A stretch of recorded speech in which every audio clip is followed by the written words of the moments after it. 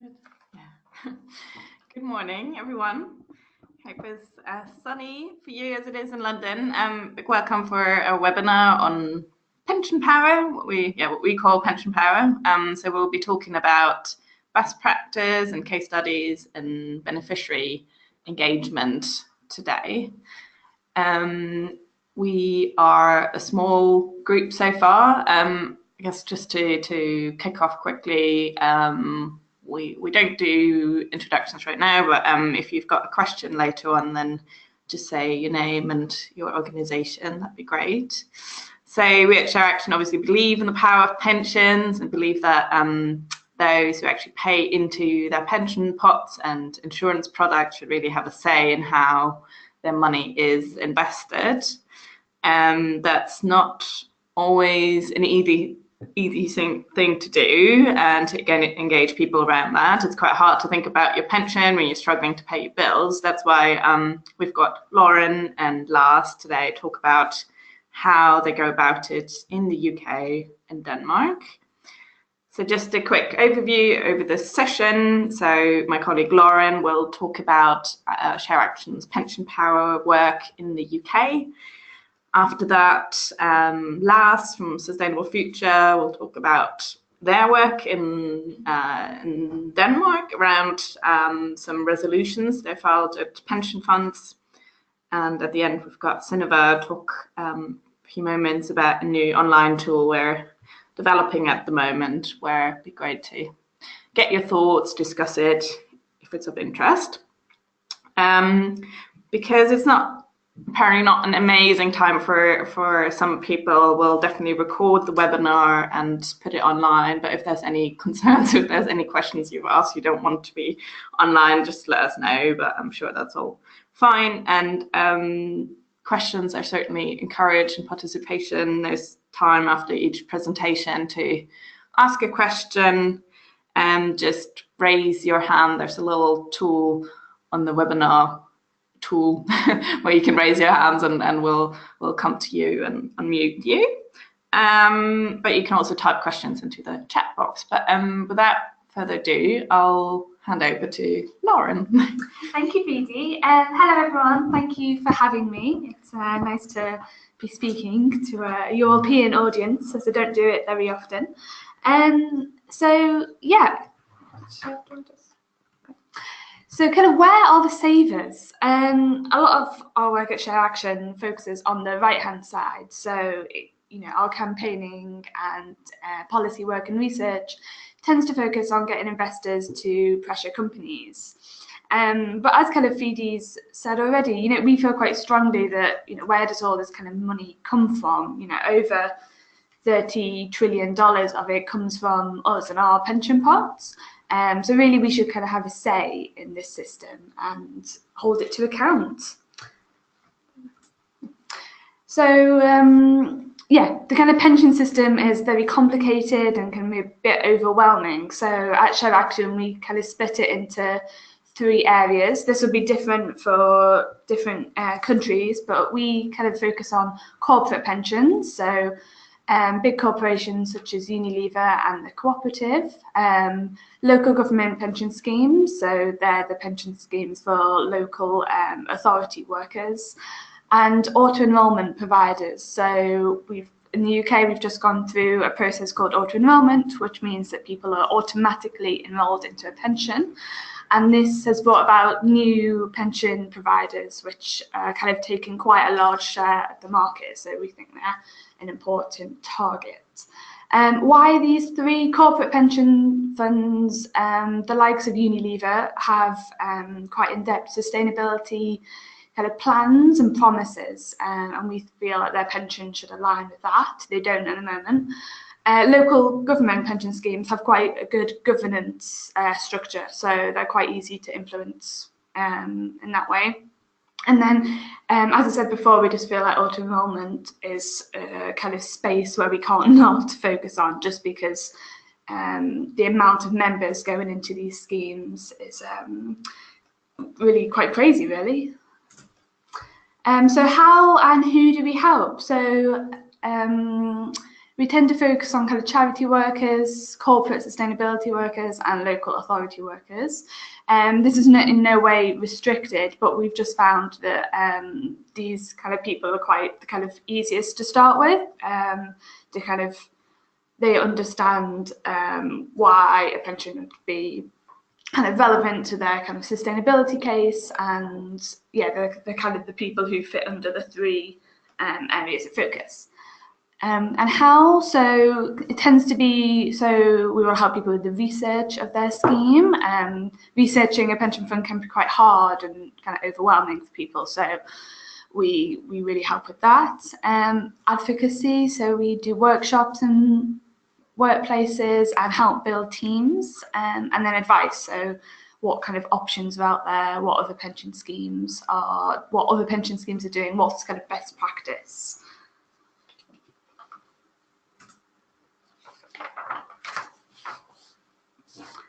And what do we campaign on? So we have a kind of umbrella term called what good looks like. So we really feel that our main focus is how a pension invests. However, you can't really ignore the other two factors, which are whether a pension listens to its members and how it's governed, as we feel that these are quite kind of interdependent factors. So our main focus, as I said, is how a pension fund invests. So if it's invested a lot in oil and gas, how it's engaging the companies, whether it's divesting from companies not in members' best interests. But also we'd like a pension to hold an annual member meeting. So that is a meeting for members once a year. Employers can go along as well. And that's just really a face-to-face opportunity for pension fund members to speak to their pension fund. And we'd like a pension to be well governed. So ideally, a pension fund would have member-nominated trustees. So these are members, savers of the fund, who sit on kind of various committees and can really be someone to kind of ask the stupid question as such, which pension fund trustees themselves might be kind of slightly more afraid to ask those questions about, why are we actually doing this, as they're kind of on the pension fund as a professional. Okay, so just some examples of how we've done this. First off, we've got Transport for London. So Transport for London is the kind of main transport service in London, and they have quite a big focus on investing in low carbon transport, given the low carbon transition we are starting to go through. And we started off with a couple of members of the scheme who were kind of concerned about how their pension fund was invested, and helped them organise and get a wider group. And then they really just started asking questions of the pension fund, how it was invested, what their kind of policies were. And then with our help, they made some kind of recommendations to the pension fund. So they want them to do a carbon audit to start off with and kind of improve their policy, which they did. And they got some advice on it, and they've actually, as you can see, they promised to do a carbon audit last year, and the results should be published any day now. And what's also really great is one of the members that we've been working with is actually now on the pensions committee. So he's really kind of gone through all stages of the kind of campaign to now he's, kind of in a position where he has a real voice and he can hold the scheme to account on everything they've said in their kind of environmental policy. So that's kind of a great example. Another one is we've been working with a group of actors who are in the actors union, which is called Equity. So it's a slightly different structure, this one, but basically the actors that we were working with were really concerned about climate change. Climate change tends to be a topic which comes up most, we find, I think, because it's kind of most established when it comes to the financial risk of climate change, and obviously a lot of people are just really worried and concerned about it. So they passed a motion at the union on climate change, which meant that they're asking for a kind of low carbon fund. That motion passed at the union, and now the union are going to meet their pension scheme provider next month. So again, we haven't won yet, but there's lots of it's looking hopeful. Next up. And then lastly, the cooperative pension scheme. So the cooperative is a kind of supermarket chain in the UK, and they kind of they have quite a good kind of general ethics policy and quite a value-based organisation.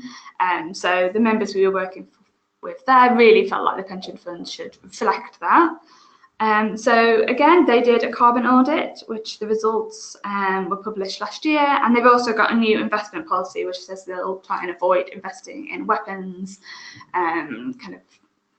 governments which kind of don't have a good human rights record, and companies with poor environmental standards.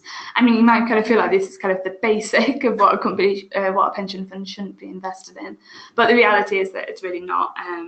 Most pension funds are just kind of automatically invested in companies which might manufacture weapons just because of the way the pension fund industry is kind of built. So yeah, for a pension fund to kind of make this policy and put it online is a really good kind of first step, and they've really started engaging with their members a bit more, which we're really happy to see.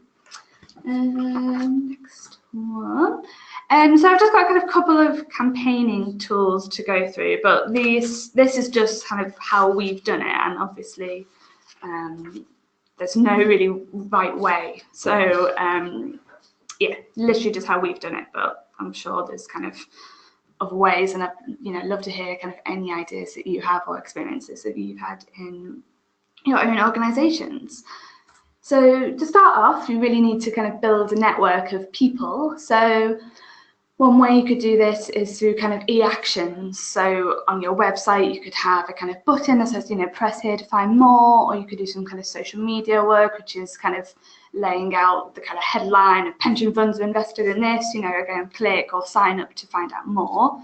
And then once you've kind of done some of that, or you might do some research, which kind of get people participate in, and then you've kind of got a database. And then once you've got a database, you can invite people to events and newsletters, and then you're kind of really on the way to kind of forming a relationship with these people, and you can do presentations in workplaces, etc. And then at the same time as all of this, really it's kind of just networking as much as possible and talking about the issue. As I'll go on to kind of pensions, how pensions are invested isn't very something that's widely discussed in society. So just bringing up the conversation at any moment in every pub trip is probably the best way to get people involved. So getting to, kind of, if you think about, a divestment campaign in a university, there's kind of quite a clear villain being the university, and it's quite a clear ask. Whereas this kind of pensions work is kind of a lot more complicated, and pensions are a personal issue. So really, once you get people's interest, you really have to build some trust with them, because they might, if they're doing a campaign in their workplace, for example, there might be some internal politics with HR, with the finance team, and you've really got to be kind of quite sensitive to those issues and work through the kind of problems with people and all the stakeholders involved. So your company might also have a consultant that's consulting on the pension, for example. So yeah, really kind of important to try and build some trust and a relationship with people before you kind of take them to action, which might be different from some other kind of divestment campaigns, which are a bit more straightforward. Next up, just kind of some challenges that we've had, which are probably useful to be aware of. The media in the UK, certainly, I'm not sure about other countries, there's quite a lot of kind of fear and unknown about pensions. So this kind of brings about a lot of pensions disengagement. People kind of don't really want to think about it. As Vidi said, they're kind of struggling to pay their bills today. So that is really a kind of first hurdle to get across. But on a kind of positive, once people, realise their pension's invested and what it's invested in, you tend to be quite a quick kind of, oh yeah, I really want to do something about that. So that's good. Secondly, in the UK, we've had a move from defined benefit pensions, which are defined and guaranteed, so your employer puts in the most of the money and pays it on your retirement. And we've moved to a system where it's actually down to the saver to kind of put in a lot of the money. So with this kind of landscape, I think you just have to be kind of sensitive to it, that people might not be building up massive pension pots, and even though how the pension is invested is really important, that's what we're campaigning on. I think you just have to be sensitive to the fact that there's kind of wider pensions issues out there. especially with people who are self-employed or maybe work part-time. There's also kind of some poor pensions knowledge, which we can blame our kind of schooling system and government for, which means that you kind of have to go through some basic pensions education before you take someone to action. But actually, I personally quite enjoy that, so it can be a positive. And then lastly, just the available data. So people are often not even aware of, that they have a pension or what provider it's with. So it's quite difficult to kind of do a campaign around a certain issue or around a certain pension provider. You kind of have to build a relationship first and do some digging to get to that stage. And then lastly, there is opportunity. So just kind of wanted to finish on that it's a really kind of exciting area because not many people are kind of working in it. And as I said, pensions have a massive part of the kind of capital markets and we all pay into them. So, if we did kind of get some big wins, it would be absolutely fantastic. So, yes, it's a great campaign. Thank you. Excellent. Thanks so much, Lauren. That's great. Do you have questions? Use your little flagging tool. Come up with any questions.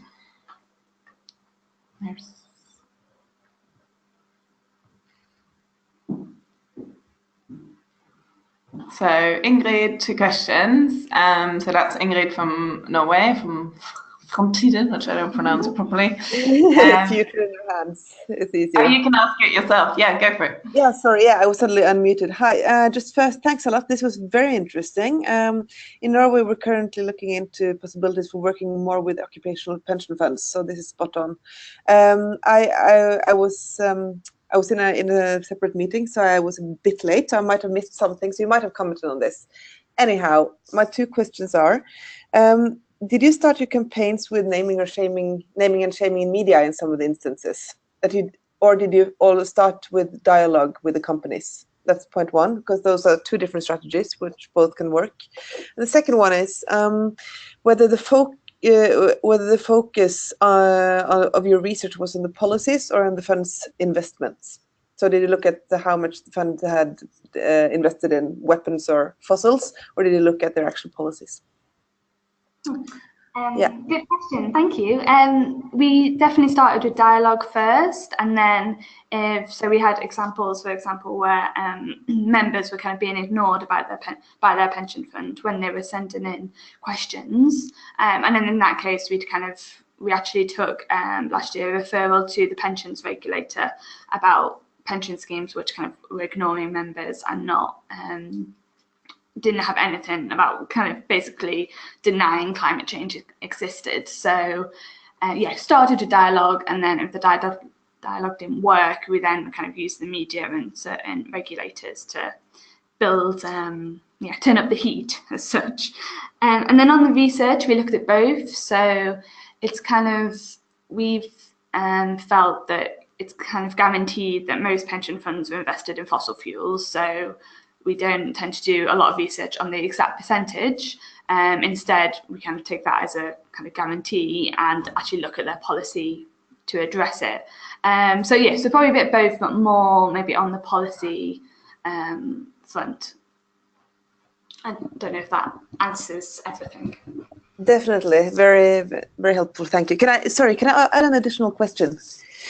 I wonder if did you look at all investment categories? I mean, did you look at both equity, bonds? Did you look at lending practices if relevant? Yeah, no, good question. And so it's easier to focus on equities, and probably more so because the information is more available. And I think it's kind of when you're working with savers, it's a lot easier to explain how a share in a company is, how that works, and how the pension fund could have an impact on it, compared to a bond where you buy, might be 20, 30 years, you hold that bond, and really once the pension fund has bought it, they've bought it, they don't have rights to engage with the company on it. We probably focus on the equity side, but we do as much as possible try and encourage pension funds to look at all their asset allocation and have a policy which covers it all. Thank you. Thank you.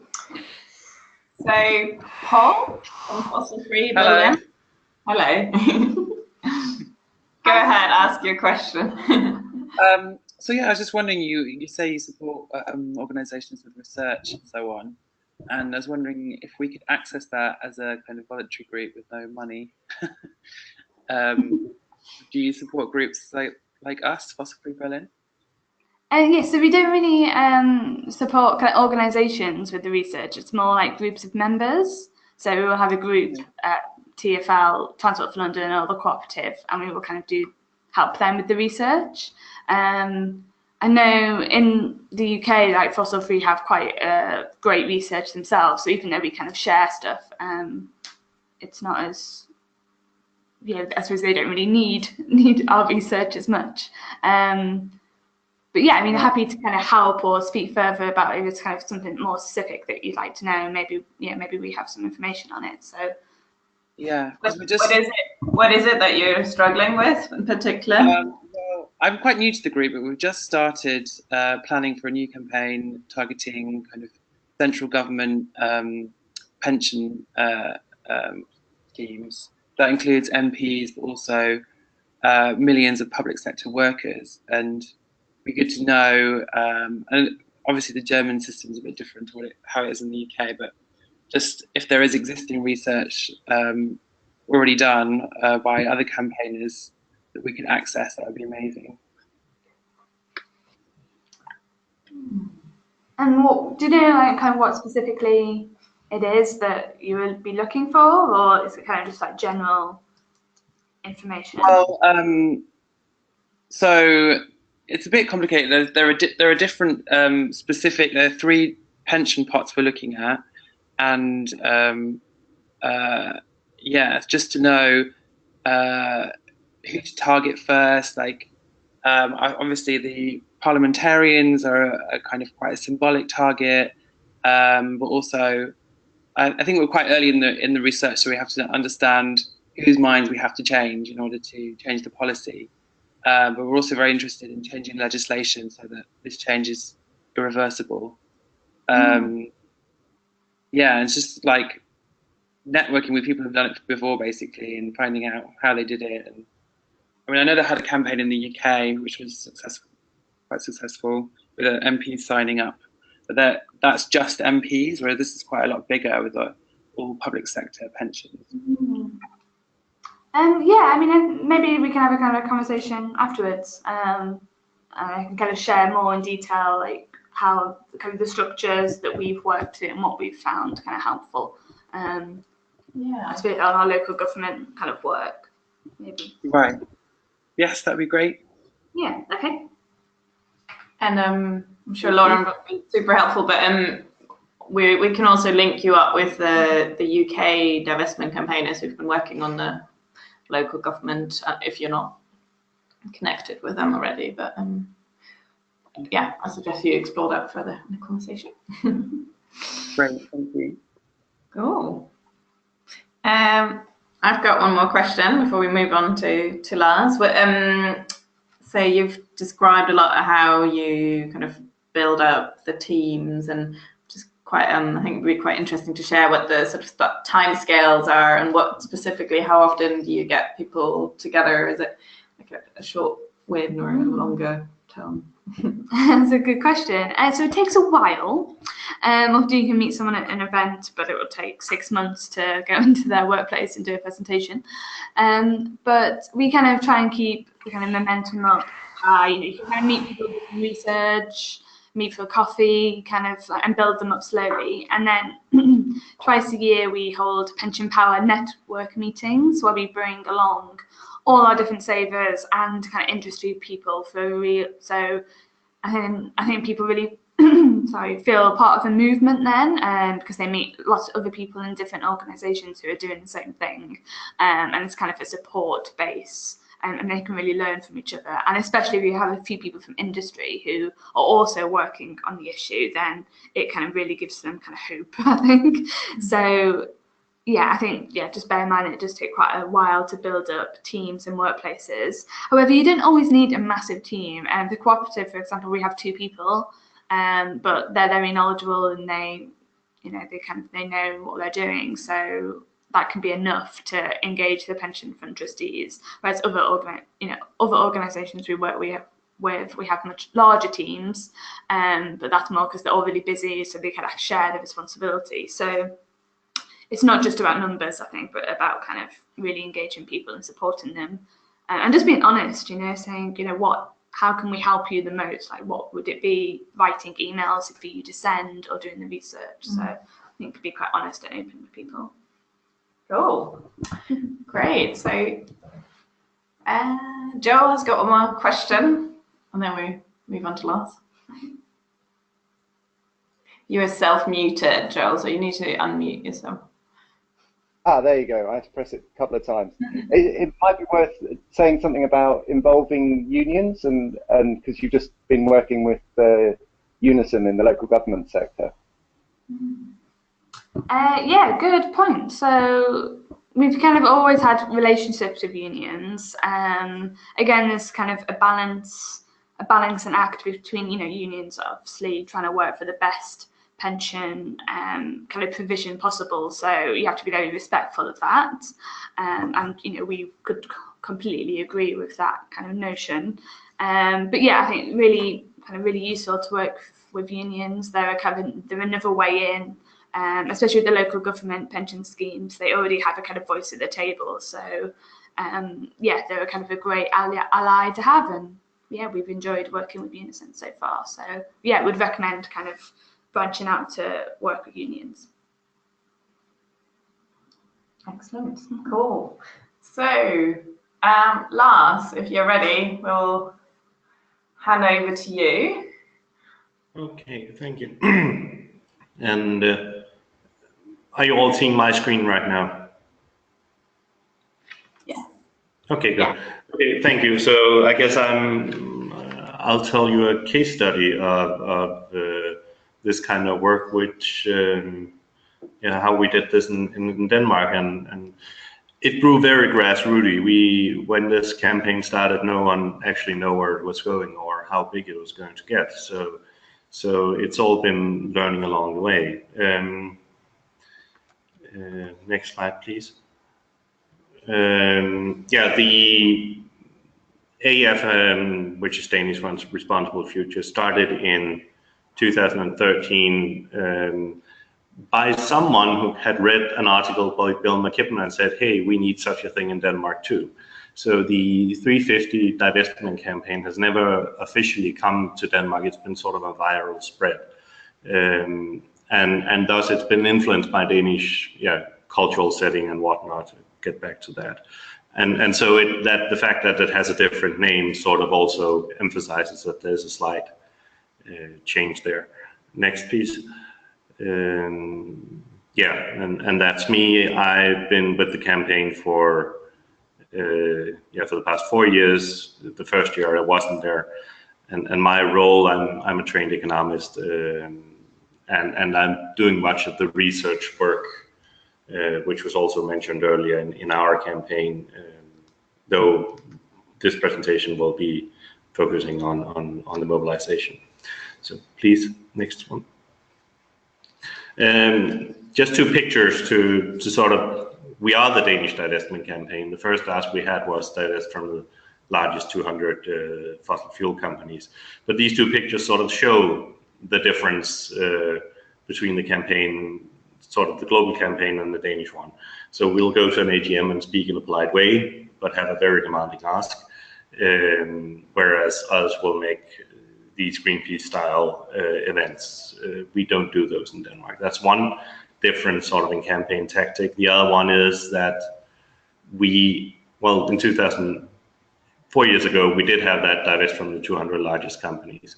But the next year, and since then, we incorporated the recommendations from Carbon Tracker into our ask. So we follow those very closely, which is a slight difference to the global divestment campaign. And that has also, those recommendations speak the language of the pension people. So you get a lot of traction when you speak that language, we found. And I guess one difference between us and Lauren said that in the divestment campaign, universities are a villain. We don't see the pension funds as a villain. The villain is the fossil fuel companies that are destroying the world. And we actually want to make friends with the people who own the shares to make them help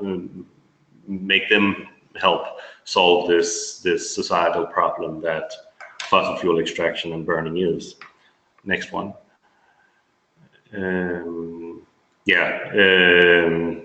We did get a bit of attention on this. This is from the media for the pension funds 2 years back. Next one, please.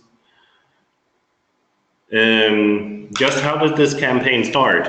Because it all sounds very big and whatnot. But when it started 4 years ago, it was 10 people who met, or less than 10 people who met at someone's dining table. As any sports association or any local civil society thing happens. And we did not have a big back office thing as in a ShareAction sort of organization. These were 10 people at one dining table. And one of these people just so happened to know something about web programming. So he set up a website that had a section where you could type in, this is my name, this is my pension fund. I would like to send a letter to my pension fund asking these questions. So it was very easy for people, once they got onto that, got past the point, okay, I'm willing to support this campaign, and got on that point and got onto that website, it is very easy to do that. And once they then got the answers from these pension funds, people would then gather this dining table sort of volunteer organization and discuss these answers. These answers included questions on fossil fuel divestment, so the cause that we were campaigning on. They reflected the AODP study that ShareAction has taken over now. And then we asked this process question of whether they had an annual general meeting where individual members could put proposals to. So next one, please. You must have such a member by Danish law. As said, 7 of Danish pension funds do have these annual general meetings, so they've been the core of our campaign. The first one ran in 2014. This is then the research we've done in Denmark, that we know that these pension funds can do that. And what we then ask people to do to support us is either to come to the AGM and vote for our proposal, or give us a proxy so that we can vote for them at the AGM. So rather than just signing a petition, we ask them to sign a proxy. Next one, please. We're organized, so we are very keen that we have a couple of people who take responsibility within each pension scheme that we're addressing. And they're the ultimate owner of the proposal and the dialogue there. So we try and make the same sort of proposal. It's easier to campaign if you campaign on the same thing across pension funds. But on the other hand, it's their money in the end. And the people who are standing up in front with their own pension fund need to feel that ownership of what they're doing. So they own the text, they own the proposal in each fund. And that's been very important, and we do see differences between them. One of the ways we mobilized was that we were happy that some of the large member-based NGOs thought that this is a great case. So they sort of volunteered to put it into their social media feed to send out to their members to support our campaign. So that was one way of campaigning. Another one was that whenever someone signed up, we asked them, could you please ask 1 or 2 to do the same, so you get that snowballing effect. Also, you typically share your pension scheme with your colleagues, so please speak about it at lunch, at work. Next one, please. What did we get out of this? This is 4 years hard work and 3 bullets. But we actually have, back to the question on policy, we actually have about half of all Danish pension assets now are under an investment policy that says or go by the Paris Agreement, which is very high level, but the Paris Agreement does contain a clause saying that financial flows must be aligned with a low carbon future and climate resistant development. So it's all there in the policy. Then we have worked to make them understand what that policy actually means. The campaign has gone national. We're very well known, been invited to speak in panels with ministers, and been very agenda setting. One of the questions that came from Berlin, should you start with workers or politicians? One of the schemes we're addressing is the civil servant one, for economists and lawyers, actually. They're one of the most progressive ones, which is interesting. But what we saw was that once this was raised with civil servants, the national television channel automatically went to politicians and said, how would you vote if that came up in your pension scheme?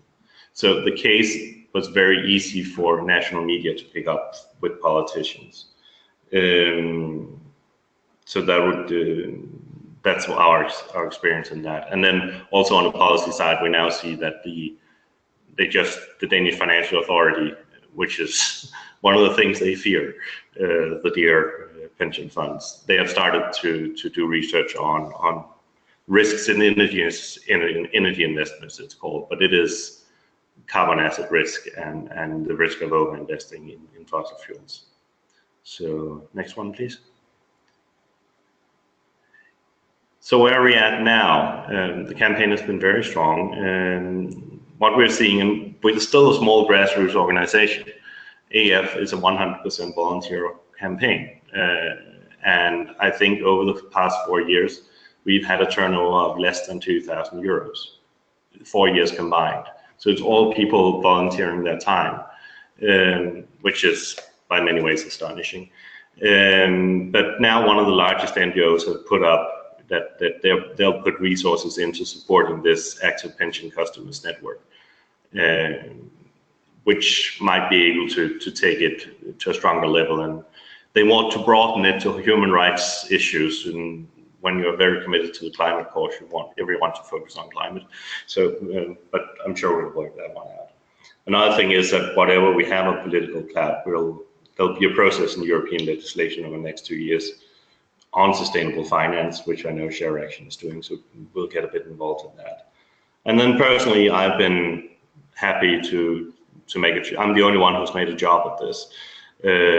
So now I'm funded for doing some work over the next year for technical background briefs on that. And many of the people I hope to work with are on this call, including Fossil Free Berlin and the future in our hands. So yeah, that's it for me. Thank you. Excellent. Wow, very impressive. Do we have questions? Lauren? Hi Lars, thank you. That was a really interesting presentation. I just wondered on the website, when you did the kind of save a letter to the pension fund, how did that work? Did you kind of find out the contact details of pension funds and pass it on, or yeah, just interested to know how that worked? Yeah, one part of the research as I said, so these 8 people meeting at the dining table did go to the, because the pension funds have a trade association. They have a website, and on that website it has a list of the members. So go there and then get a list of the pension funds in the country. And so so we went to these 25 websites and got an email contact address, and then put that into the website. So if you came onto the website wanting to send a letter, you would need to figure out what pension scheme you're in. Mm-hmm. And Denmark has a thing called pension info, which is a place you can go and be told, no one ever does, but you can go and get your information on how does your pension look, and that includes which companies this is with. But people would need to figure out which pension scheme they had. And then they do that in the pull-down menu, and then the website would automatically have the contact information to send it.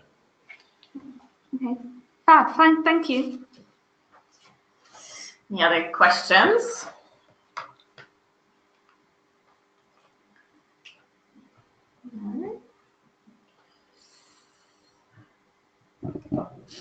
Oh, if anything, no. Joel's got a question. Go for it. Hi, Lars. You kind of intimated that you have concerns going forward about and it not just focusing on climate. I won't ask you about that, but do you think in the past did it really help that you had a singular focus on climate, and that because the financial case is particularly strong around climate, that made it easier in any way or harder in other ways? In terms of campaigning, in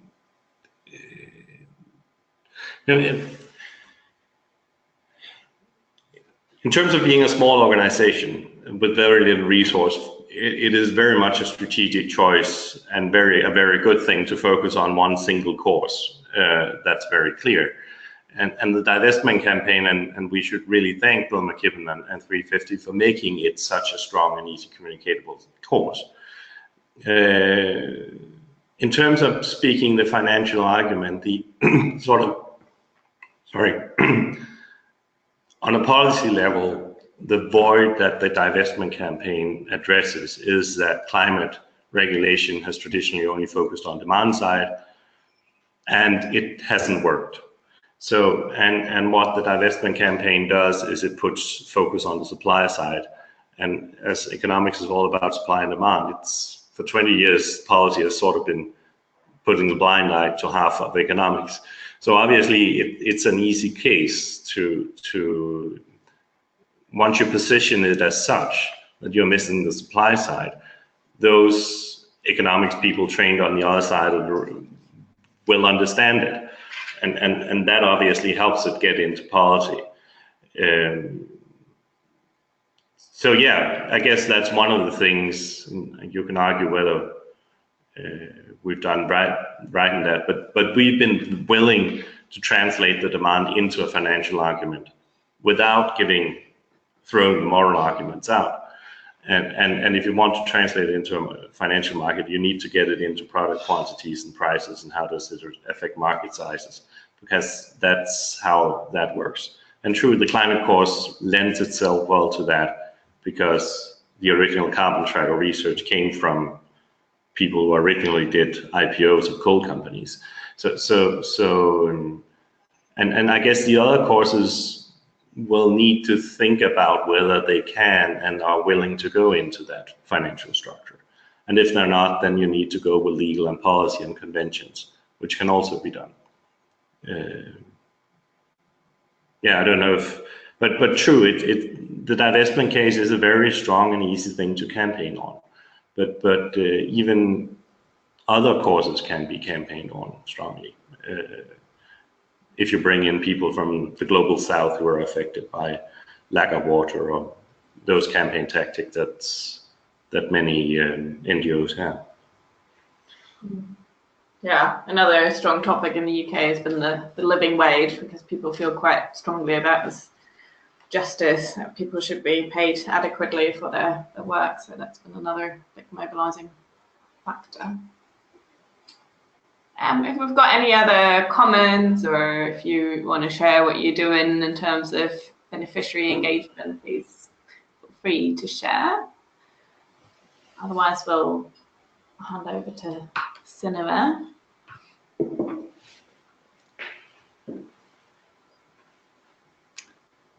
Okay, we'll still have a few more minutes after, anyway. Yeah, hi everyone. Just to sort of wrap this up a little bit, I just wanted to give you a really short pitch on something that we in ERIN have been working on recently, very topical, which is a European beneficiaries letter. So essentially we've been putting together a web tool to present from European savers to EU policymakers. So we're hoping that this is going to be a good way to complement the lobbying and policy work that we've been doing on legal duties of investors. So what we're hoping to show with this is that pension savers, so that's both pension savers and also small-scale retail investors across Europe, are really engaged, that they care about environmental, social, and governance risks, and that they want to be consulted on their financial and non-financial interests. I really just want to get across the point that it's not just a very small and vocal minority that are interested in this, but that also what we can maybe call the average saver also really cares about these issues. And so hopefully by getting a range of signatures and sign-ons from people from different sectors, from different countries across Europe, from these kind of ordinary savers, if you can call them that, to show that they really care about these issues that we're lobbying on, that we're bringing to European policymakers, that we're, bringing a little bit of extra weight to the case that we as civil society is raising. And I think both Lauren and Lars have shown how effective a tool it is when you get savers involved directly. So where we are with this right now is that we've finished a draft letter and this very simple web tool, essentially just a website with a form that you can fill in with all of the basic information that the people would look for, as well as the letter that we're now hoping to be circulating around to organizations who are either interested in helping us disseminate this or who might know of other organizations that we could potentially reach out to who have either a member base or in contact with unions or other groups of savers where we could get people interested to sign on. So I think when we finish the webinar, we'll send out a little follow-up email with some more information. But if you are interested, do get in touch with me and I'll be really happy to send you some more info on this. Yeah. Also, if you've got any comments or thoughts on this, questions, and do speak out. And just to clarify, we're definitely happy to co-brand this. So this is not like which should be a joint effort, or we're hoping to make a joint effort.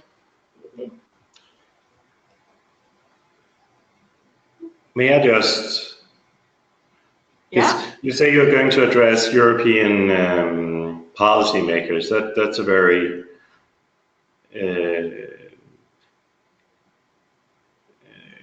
broad, and that would be members of European Parliament and the national governments of each country.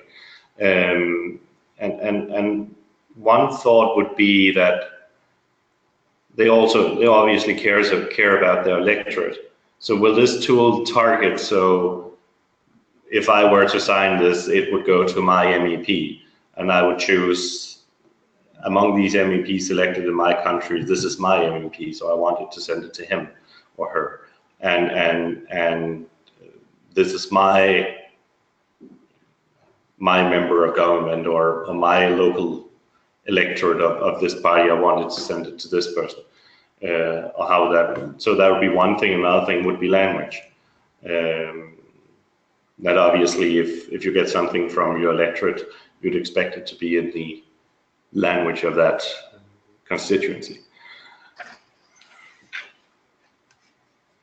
Yeah, so for now, I should have clarified. I used the word European. I probably should have said EU.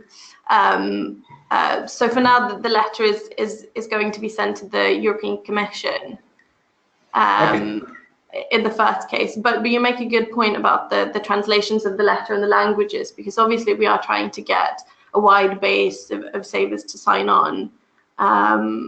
And ideally that would mean that we would be able to translate the letter so that we can send around to people who might be interested in signing on a letter that is in their native language. So obviously if anyone's interested in circulating this, and might also have some capacity to translate into languages that Fidi and I aren't able to help with, that would really be very much appreciated as well. And I'll comment on, the European Commission has offices in each member state. So if you want to show that it's happening all over, then perhaps address to those rather than directly to Brussels. Yeah, that's a good point. Cool. Any other comments on this? Any other questions? Not, I'm happy to close a little bit early, give you a bit extra time for tea break. Cool. Well, thanks so much to Lauren, Lars, and Sinaba, and to all of you for joining and asking good questions.